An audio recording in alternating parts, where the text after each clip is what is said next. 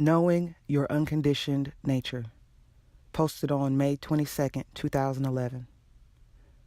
Unless you know who you are originally, you can never really accept the conditioned expression of your physical extension, the body, completely. Who you are originally is pure consciousness or pure positive energy, which can also be called unconditioned intelligence or spirit. To think that you are this body is a limiting delusion, which not only causes you to cling to this temporary expression, but also prevents you from allowing the full and natural expression of this body. Knowing the eternal and the temporary aspects of you.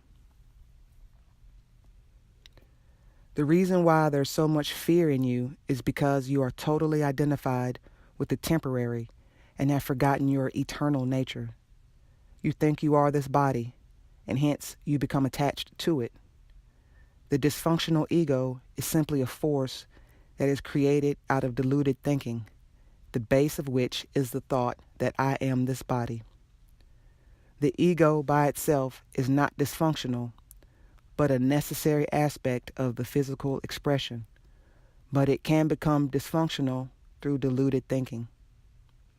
When you think you are this body, you try to control it constantly. You try to be loving. You try to do what is considered good in your mind. You try to suppress natural impulses of the body. You feel guilty about some expressions of the body, and so on. It's a miserable life when you are constantly judging yourself and others.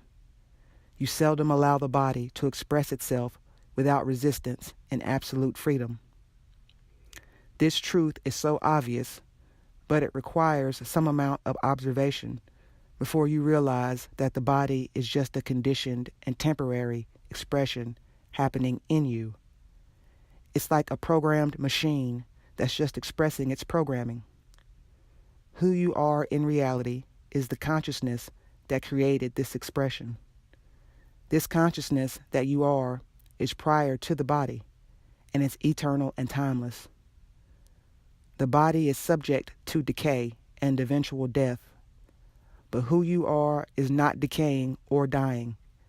It's just eternally conscious. You are a timeless being. The end of all fear comes from self-realization.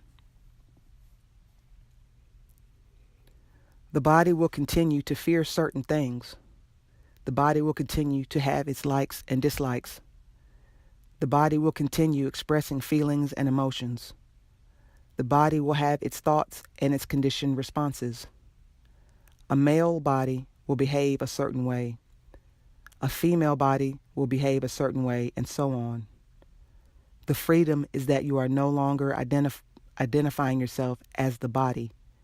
You don't get your sense of self from it. You are not suckered to believe that you are just this physical entity, so you don't make anything personal.